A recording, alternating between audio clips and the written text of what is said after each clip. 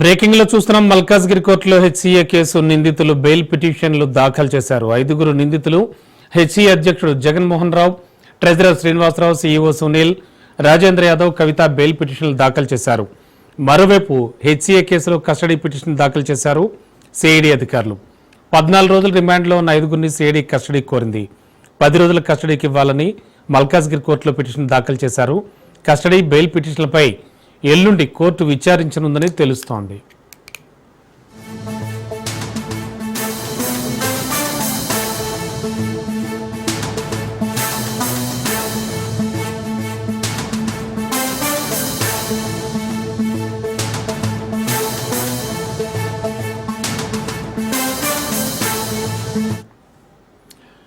Breaking లో చూస్తున్నాం. మల్కాజ్గిరి కోర్టులో హెచ్సీఏ కేసు నిందితులు బెయిల్ పిటిషన్లు దాఖలు చేశారు.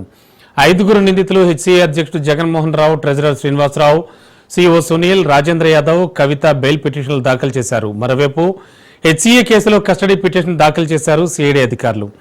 14 రోజుల రిమాండ్లో ఉన్న 5 సిఐడి కస్టడీ కోరింది. 10 రోజుల కస్టడీకి ఇవ్వాలని మల్కాజ్గిరి కోర్టులో పిటిషన్ దాఖలు చేశారు. కస్టడీ బెయిల్ పిటిషన్లపై ఎల్లుండి కోర్టు విచారించనుందని తెలుస్తోంది.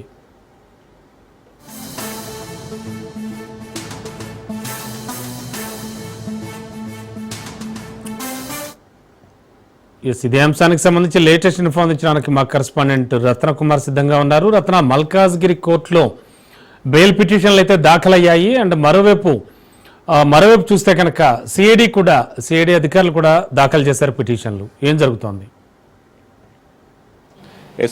హెచ్సీఏలో జరిగినటువంటి అక్రమాలకు సంబంధించి ఫోర్జరీ సంతకాల కేసులో ఇప్పటికే హెచ్సీఏ అధ్యక్షుడు జగన్మోహన్ రావుతో పాటు అతని యొక్క పాలకవర్గ సభ్యులు అరెస్ట్ అయ్యి జ్యుడిషియల్ రిమాండ్ లో భాగంగా కొంతమంది మొత్తం అంటే పురుషులందరూ కూడా ఇటు చల్లపల్లి జైలులో ఉన్నారు. ఉన్నటువంటి మహిళా నిందితురాలు కవిత, ఆమె చెంచల్గూడలోని మహిళా జైలులో ఉంది. అయితే వీళ్ళంతా ఇప్పుడు బెయిల్ కోసం మల్కాజ్గిరి కోర్టులో పిటిషన్ దాఖలు చేశారు. తాము ఇప్పటికే వీటన్నిటికి సంబంధించి తమ యొక్క ప్రమేయం లేదు అనేది ప్రూవ్ చేసుకోవడంలో భాగంగానే ఈ యొక్క బెయిల్ పిటిషన్లు దాఖలు చేసినట్లుగా తెలుస్తోంది. ఈ యొక్క బెయిల్ పిటిషన్ల విచారణను మల్కాజ్గిరి కోర్టు సోమవారం నాడు విచారణకు తీసుకోబోతోంది. ఇక ఇదిలా ఉంటే నిందితులందరినీ కస్టడీకి ఇవ్వాలంటూ 10 రోజుల పాటు కస్టడీని కోరుతూ సిఐడి పోలీసులు సైతం మల్కాజ్గిరి కోర్టులో కస్టడీ పిటిషన్ను దాఖలు చేశారు. సో ఒకవైపున ఇటు సిఐడి పోలీసుల కస్టడీ పిటిషను, మరోవైపు నిందితుల యొక్క బెయిల్ పిటిషను, ఈ 2 పిటిషన్లను ఒకేసారి సోమవారం నాడు విచారణ చేయబోతోంది మల్కాజ్గిరి కోర్టు. మరి బెయిల్ వస్తుందా లేకపోతే కస్టడీకి ఇస్తారా అనేది ప్రస్తుతానికి యొక్క సస్పెన్స్ అనేది స్టార్ట్ అయింది. సోమవారం నాడు దీనికి ఒక ఫుల్ స్టాప్ అనేది పడబోతోంది.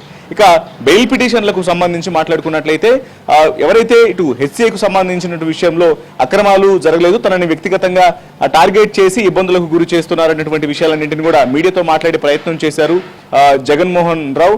అయితే ఆ సమయంలో పోలీసు అధికారులు మీడియాతో మాట్లాడనివ్వలేదు కాబట్టి వీటన్నిటికి సంబంధించి ఒక వివరణ ఇచ్చుకున్నటువంటి ప్రయత్నంలో భాగంగానే తనను నిర్దోషిని అని ప్రూవ్ చేసుకోవడం కోసం యొక్క బెయిల్ పిటిషన్లు దాఖలు చేయడం జరిగింది. అతనితో పాటు అతని పాలకవర్గ సభ్యులు కూడా ఈ యొక్క బెయిల్ పిటిషన్లను దాఖలు చేశారు. మరి వారికి బెయిల్ వస్తుందా లేదా అనేది వేచి చూడాల్సినటువంటి అవసరం ఉంటుంది.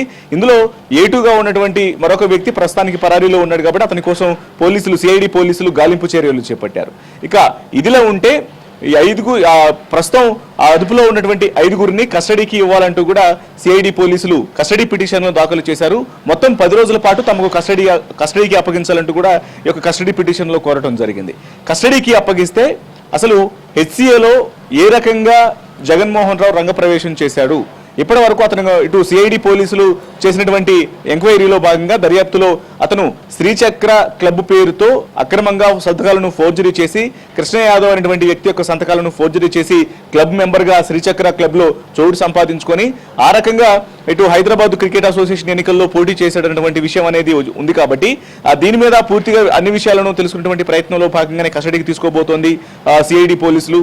మరోవైపు ఇటు జరిగినటువంటి అక్రమాలకు సంబంధించి దాదాపు అతను అధ్యక్షుడిగా నియమించబడిన తర్వాత 170 కోట్ల రూపాయల అవినీతి అనేది జరిగింది, నిధుల గోల్మాల్ అనేది జరిగింది. హైదరాబాదు క్రికెట్ అసోసియేషన్ కాస్త హై లెవెల్ కరప్టెడ్ అసోసియేషన్ గా మారిపోయింది అనేటువంటి అభియోగాల నేపథ్యంలోనే వీటన్నిటిని కూడా ప్రూవ్ చేసేందుకు ఇటు సిఐడి పోలీసులు దర్యాప్తు ముమ్మరంలో భాగంగానే కస్టడీకి తీసుకొని వీళ్ళని విచారిస్తే ఖచ్చితంగా అసలు ఎంత మేర అవినీతికి పాల్పడ్డారు, ఎన్ని కోట్ల రూపాయల నష్టం జరిగిందనేది కూడా స్పష్టంగా తెలిసినటువంటి అవకాశాలు ఉంటాయి. కాబట్టి అందులో భాగంగానే కస్టడీ కస్టడీ పిటిషన్ దాఖలు చేసి 10 రోజుల పాటు కస్టడీకి అప్పగించాలని కోరటం జరిగింది. ఇక ఇదిలా ఉంటే మరోవైపు SRH అలాగే హైదరాబాద్ క్రికెట్ అసోసియేషన్ మధ్య జరిగినటువంటి వివాదం ఏదైతే ఉందో అందులో సైతం తమను వ్యక్తిగతంగా ఇబ్బందులకు గురి చేశారు అనేటువంటి విషయాన్ని SRH మేనేజ్మెంట్ తెలియజేసిన తర్వాత అసలు ఏ రకంగా క్రికెట్ ప్లేయర్స్ కావచ్చు టీమ్ మేనేజ్మెంట్లను IPL లో ఇబ్బందులకు గురి చేసినటువంటి విషయాలను కూడా తెలుసుకునేటువంటి అవకాశాలు ఉన్నాయి.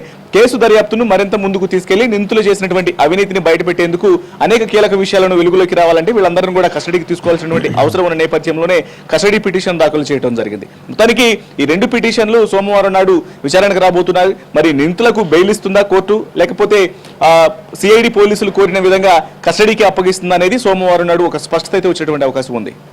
Okay, thank you.